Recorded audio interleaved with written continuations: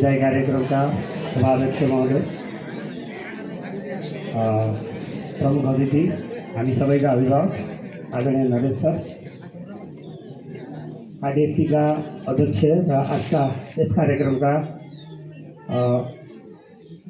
अतिथि, हाम्रो निमन्त्रणलाई स्वीकार गरी यहाँ पाल्नुभएका श्री सुमन बलायत सर, मेरा सहकर्मी सबै साथीहरू र आजका यस विशेष कार्यक्रमका गेस्ट अफ द अनर र हामी सबैका प्रिय, हामीमा आज अन्तिम विदाईको यो क्षण यहाँ सेयर गर्न हामीसँग उपस्थित हुनुभएका आदरणीय सन्तोष विष्ट सर, उहाँसँग म आबद्ध छु। उहाँको व्यक्तिगत जीवनमा मेरो विशेष उहाँसँग छुट्टै एउटा नाता रहेको छ।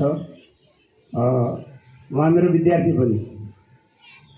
सन्तोष सर, मैले उहाँलाई माविमा पढाएको मेरो विद्यार्थी पनि र एउटा शिक्षकको लागि आजको दिन एकदमै भावनात्मकको साथसाथै मेरो लागि यो गौरवको दिन पनि हो। मेरो विद्यार्थी उच्च शिक्षाको लागि जीवनमा अग्रसर हुनु मभन्दा मेरो लागि त्योभन्दा गौरवको कुरो हुनै सक्दैन। त्यही भएर मेरा सहकर्मी मित्र भएको नाताले र सँगसँगै मेरो विद्यार्थी भएको नाताले सन्तोष सरलाई जीवनका आगामी दिनहरूमा उहाँको सफलताको लागि शुभकामना दिँदै उहाँको जीवन एकदमै प्रगतिमय बनोस्, माँ सरस्वतीको आशीर्वाद सधैँ भइरहोस् र आगामी दिनहरूमा पनि उच्च शिक्षा प्राप्त गरेर सेवाको लागि फेरि हामीमा उहाँ आउनुहुनेछ भन्ने एउटा छोटो आशा पनि मैले यहाँ राखेको छु। र विशेष म आजको यो कार्यक्रम यो सायद हाम्रो विद्यालयको लागि एउटा नयाँ उपक्रम पनि हो। अब आजको यो औपचारिकताले आफूसँगै एउटा सहकर्मीको रूपमा छोटो समयमा यी विद्यार्थीहरूले चाहिँ आफ्नो उपहार तयार गरिदिनु भएको छ। मलाई पनि धेरै खुसी लाग्यो। ओके,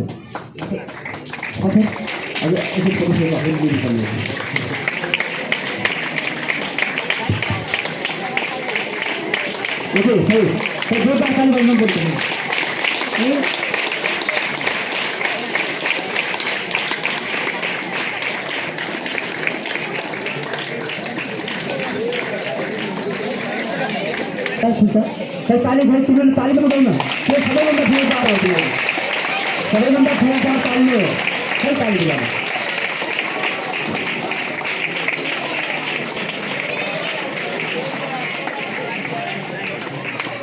ताली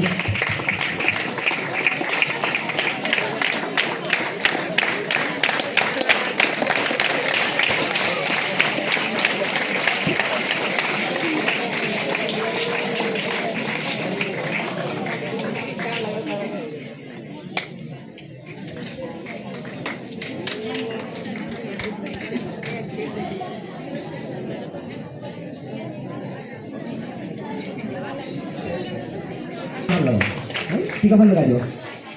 ओके, खै ताली बजा खै।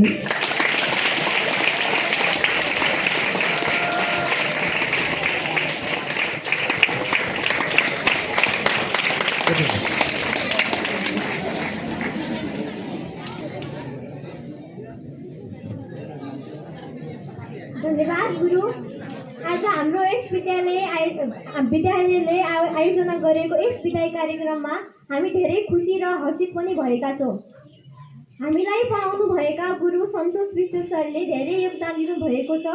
हामीले उनको ओठमा सधैँ हाँसो देख्न पाऊँ, उनको जीवन निकै नै उज्यालो होस् भन्ने कामना गर्दछौँ। उहाँको जीवनमा जति नै कठिनाई आए पनि सधैँ सफलता प्राप्त होस्, उहाँको ओठमा सधैँ हाँसो उज्यालोले भरिरहोस् भन्ने कामना गर्दै र उहाँले अझै मेहनत गर्नुहोस् भन्ने हामी चाहना राख्दछौँ। यति भन्दै आफ्नो यति शब्द टुङ्गाउन चाहन्छु। धन्यवाद।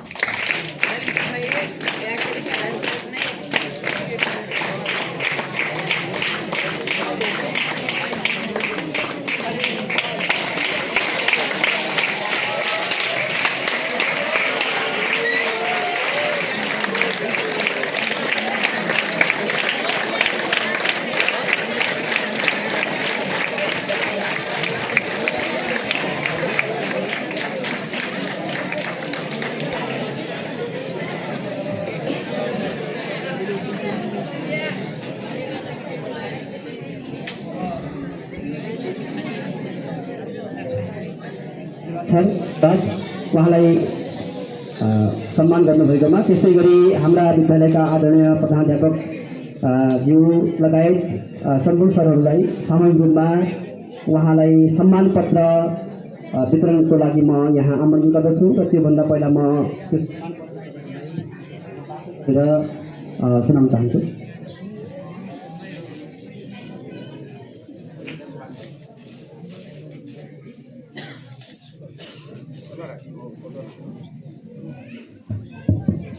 Knowledge for Development, Sujang English boarding model school Dipayal Silgadhi नगरपालिका 4 राजकोट डोटी सम्मान पत्र।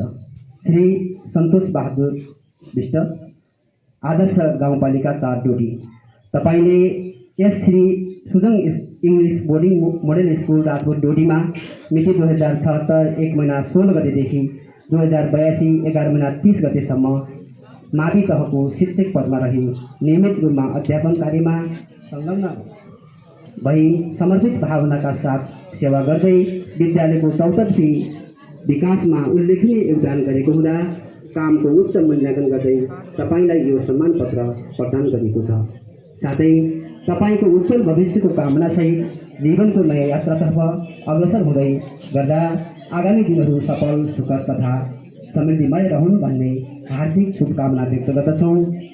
निर्देशक नरेश बलायल, प्रिन्सिपल मान बहादुर कठायत, मिति 2082 12 महिना 2 गते। धन्यवाद।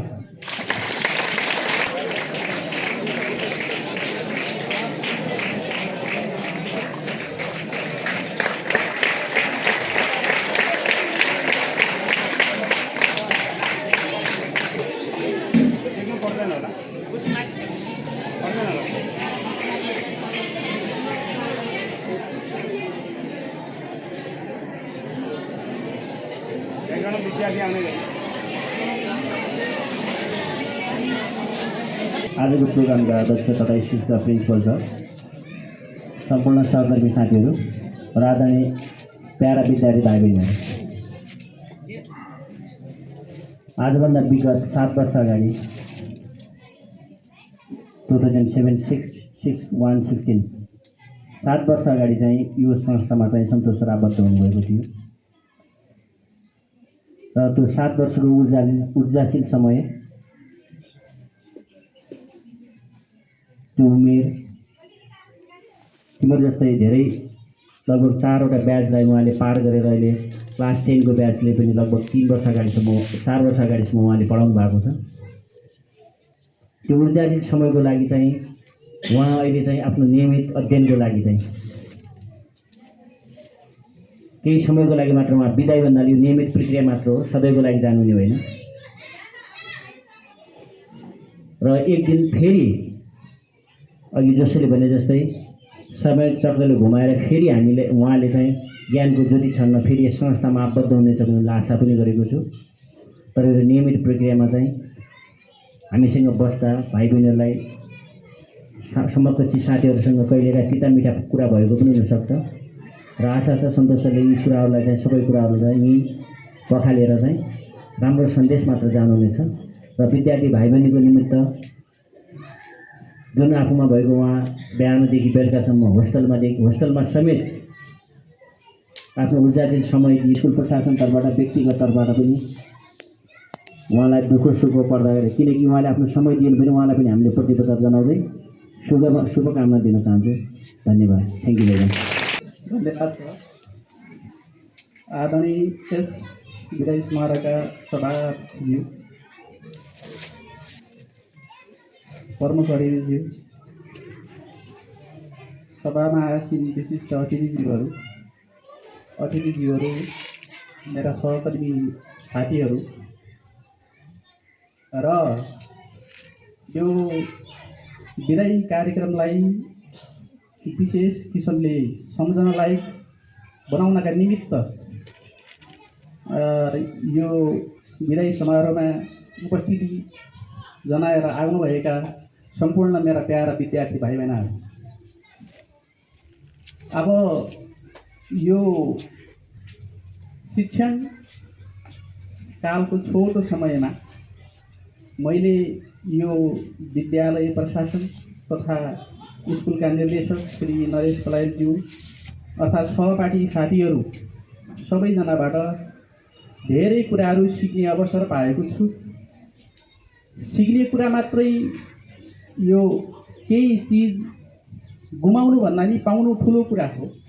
धेरै कुराहरू लाइफका जीवनका अप्स एन्ड डाउन्सहरू कसरी चाहिँ हामीले त्यसलाई समाधान गर्न सक्छौँ र विभिन्न प्रकारका समस्याहरूलाई कसरी हल गर्न सक्छौँ र आफ्नो जीवनलाई अगाडि कसरी लग्न सक्छौँ भन्ने किसिमका विविध कुराहरू पनि मैले विद्यार्थी भाइ बहिनीहरूलाई विशेषतः पटक पटक भन्दै गरेको छु।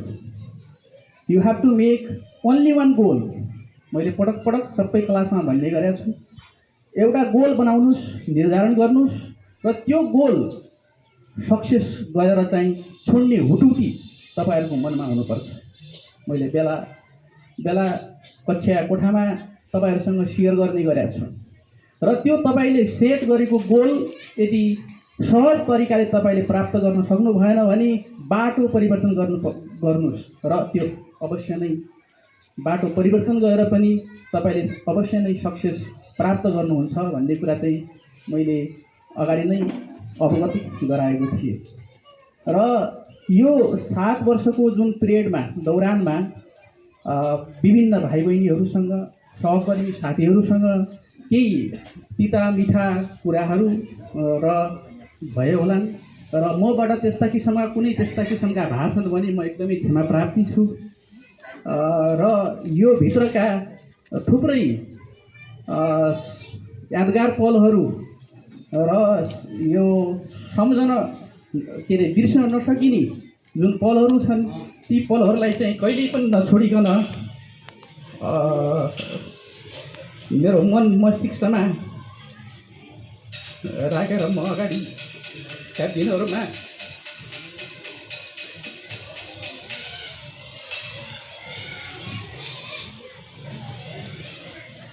विद्यार्थी भाइ बहिनीहरूलाई सम्झिरहनेछु र यो विशेष कार्यक्रम आयोजना गरेकोमा विद्यालय परिवार सबैलाई विशेष धन्यवाद दिन चाहन्छु। हस्, फेरि भेटौँ।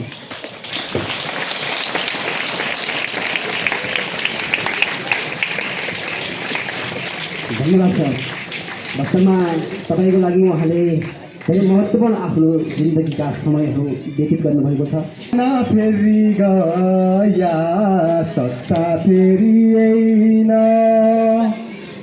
आफ्नै देश गरी खान नेताले दिएन, न पाइयो रोजगारी न गतिलो शिक्षा, घर छाडी परदेशी हुन्या मान्छेलाई इच्छा, घम लाग्यो पहाड कुहिरो लाग्यो तराईमाल, घम लाग्यो पहाड नेता कि बाहर जनताका दुखै दुख, नेता कि बाहर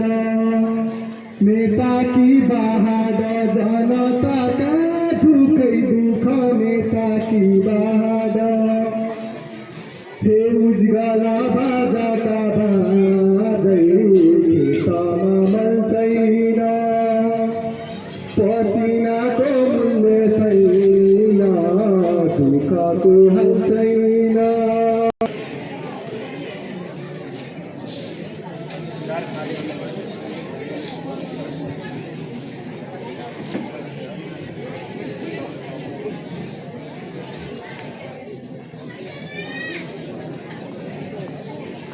ओके, कुशल फर्ला।